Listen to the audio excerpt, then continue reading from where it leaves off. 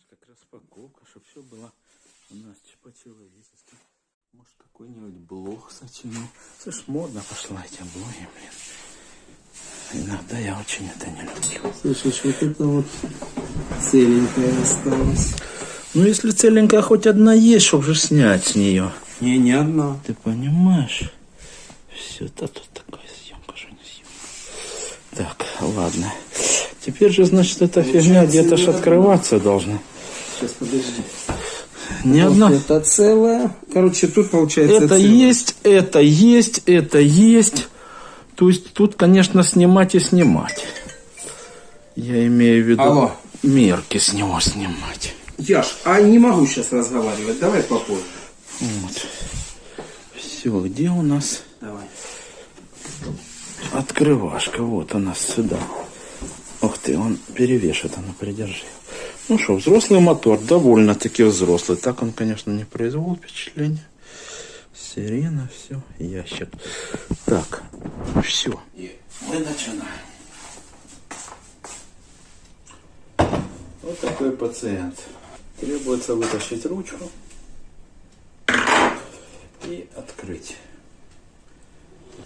Все откручивается очень хорошо.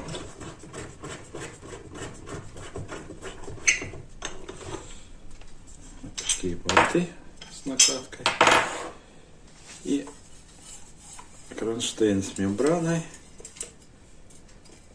Ну, судя по некоторым особенностям, это парлофон. Значит, мы что должны сделать? Крышку. Ну, естественно, какой-то остаточный завод оставался, поэтому вот все, что мы имеем. Все открылось, все куда-то улетело. Ну, сейчас не страшно. Ну, главное, травмы не получить. А важно очень снять вот этот центробежный регулятор, дабы при снятии диска чугунного не испортить. Это все. Значит, мы сейчас используем вот такие вот лотки для того, чтобы когда будет падать этот страховка еще один.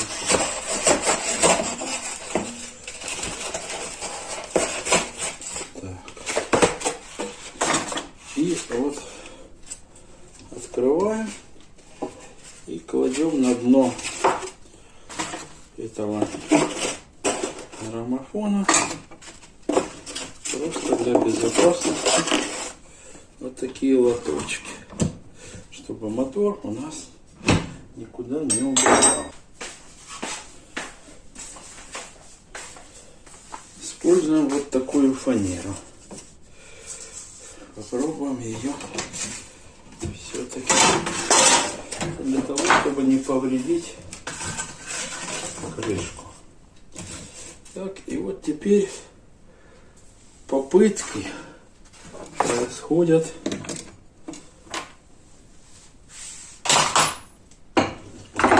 все-таки разобрать это изделие. Убираем ненужное.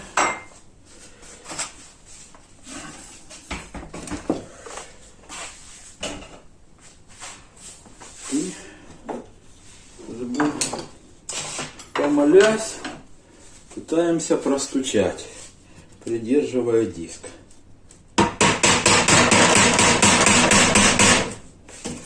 Ну, наверное, его уже стучали по нему. Реакции на киянку нет. Что, в общем-то, не лучший вариант.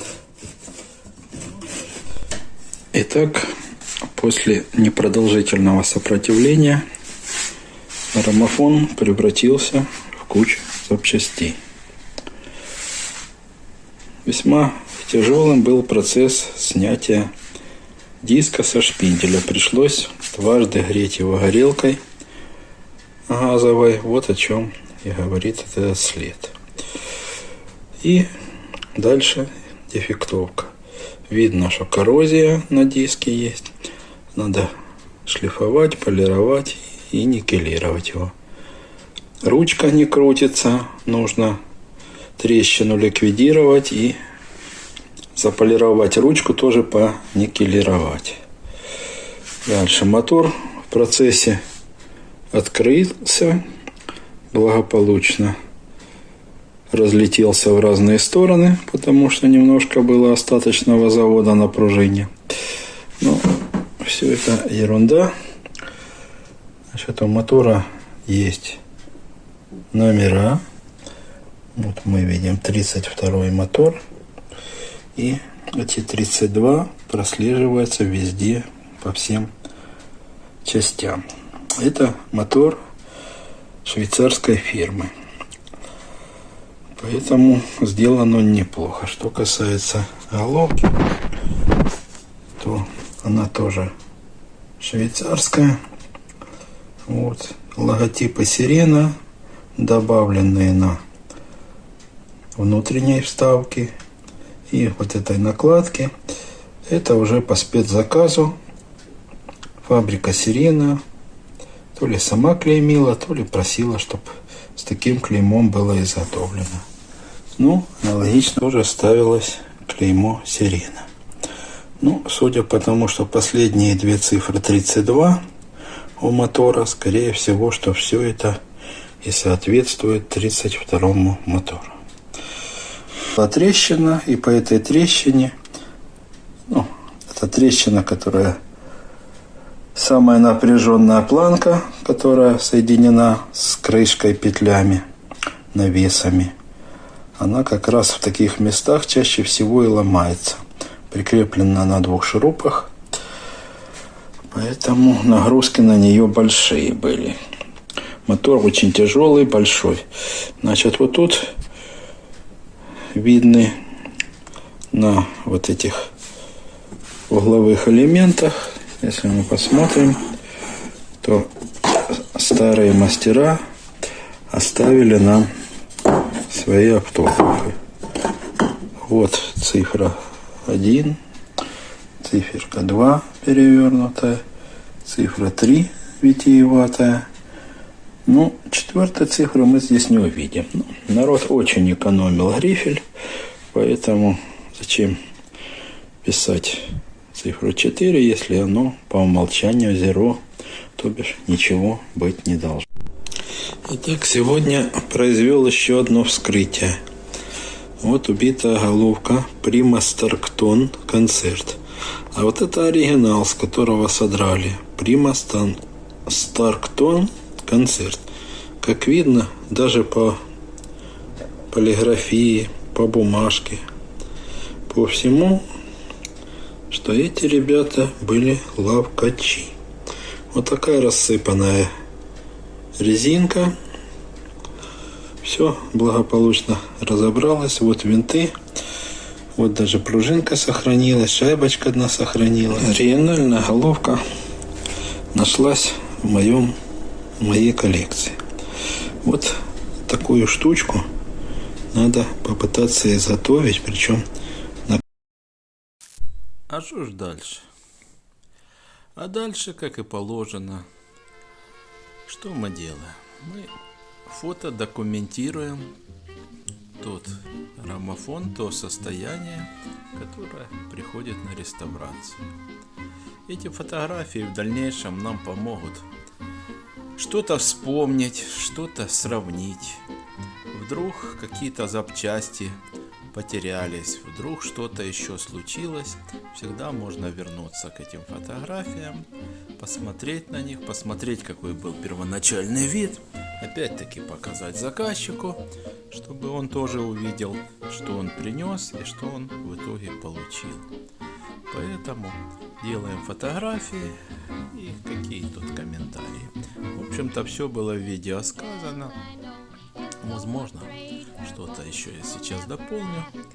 Ну, Ну, вообще, это чисто фотографии для истории, для того, чтобы понимать, крупно увеличить где-то что-то, вот детали рассмотреть. На видео такое сделать сложно. Вот это вот покрасились мои пальцы. Почему покрасились? Потому что использовалась водорастворимая морилка, бейц еще называлась. И поэтому вот видно. Ну, кроме того, еще понятно, что красилось изделие уже готовым, в собранном виде, поэтому видны границы покраски, видны границы лакировки. Вот виден диск, который с трудом снялся при помощи газовой горелки. Очень ржавый тонаром и кронштейн. Ну и все это благополучно сложено в коробочку и будет чиститься.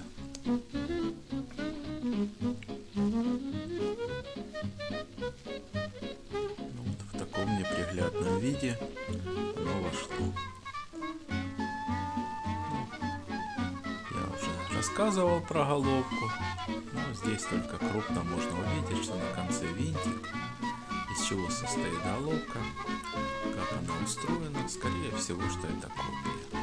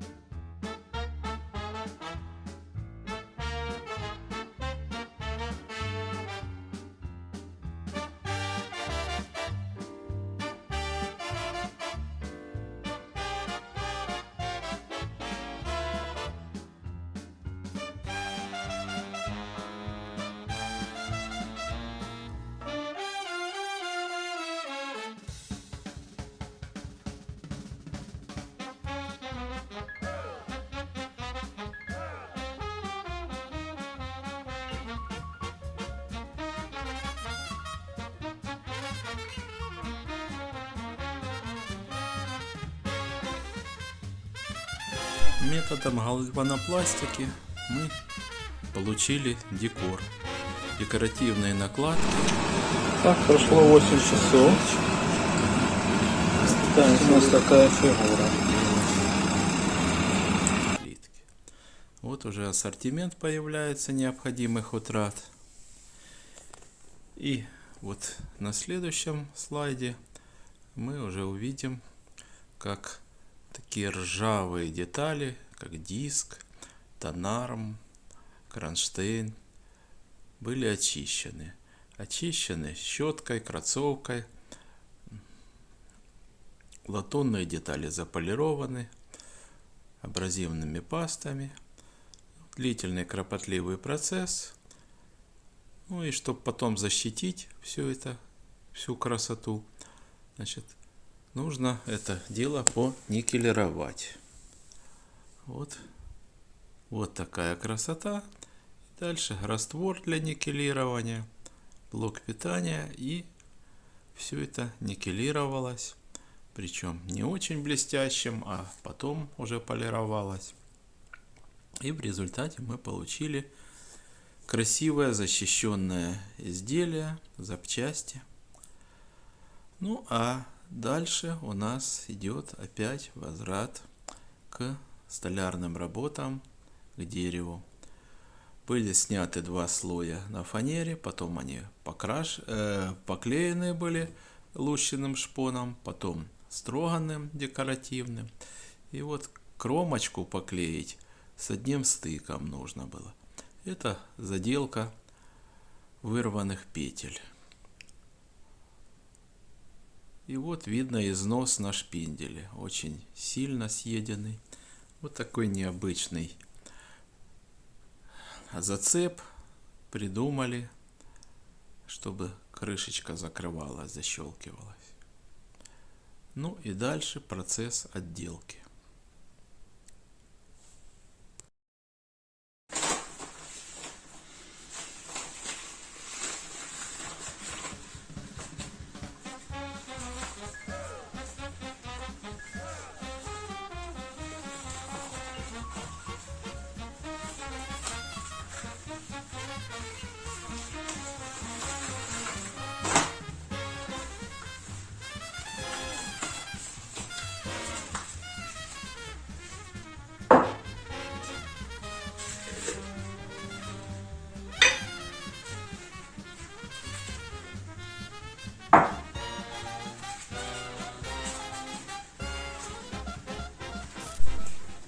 Что можно прокомментировать?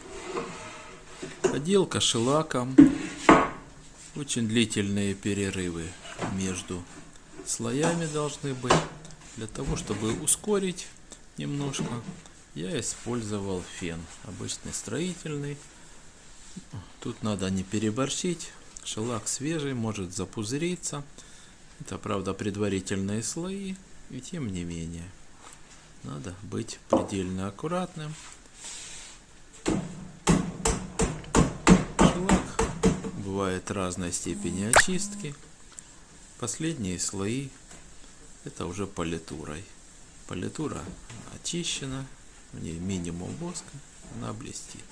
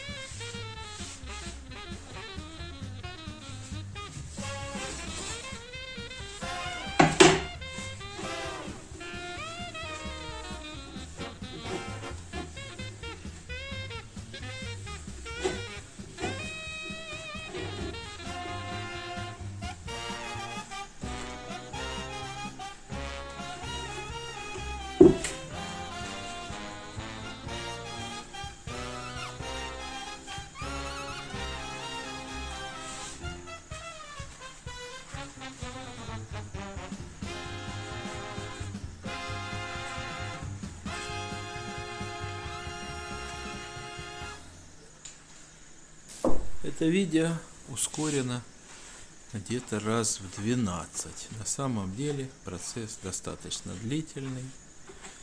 Ну, запах спирта кому нравится, кому не очень. У кого-то и желудок от этого болит. Ну, без этого никуда.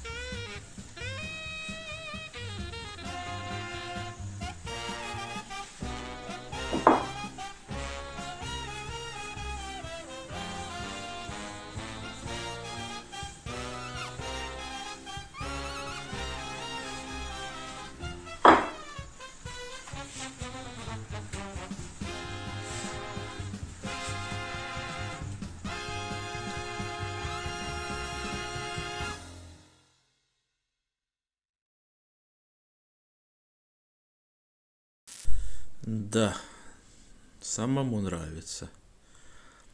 В дальнейшем я покажу, как реставрировалась граммофонная труба. Заказчик приволок ржавую.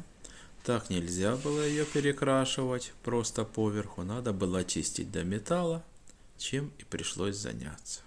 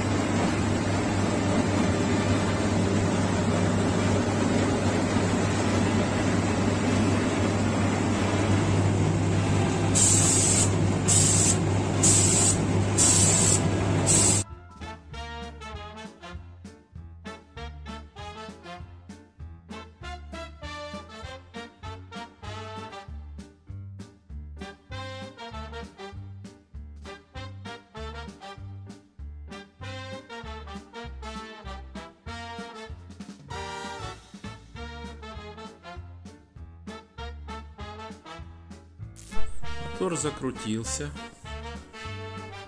Радость моя была недолгая. Мотор завод не держал.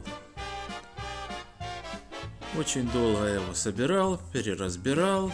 Но в конце концов понял, такой случай в практике уже был. Пришлось разобрать полностью пружину, вытащить ее, и только тогда обнаружился дефект.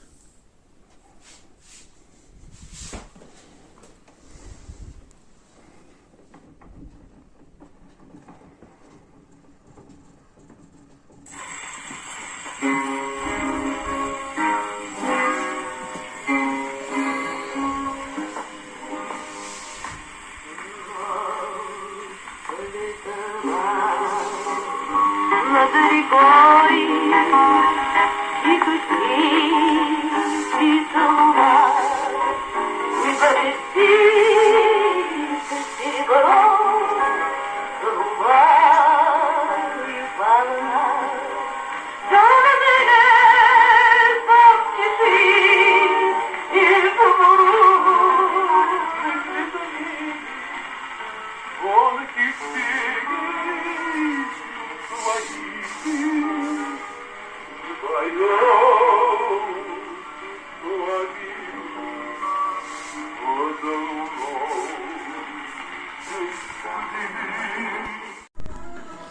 Ну вот, опыт — великая вещь.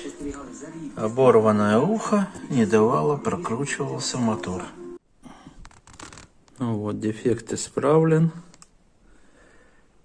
Сейчас отрежем, смажем пружинку. И все должно заработать.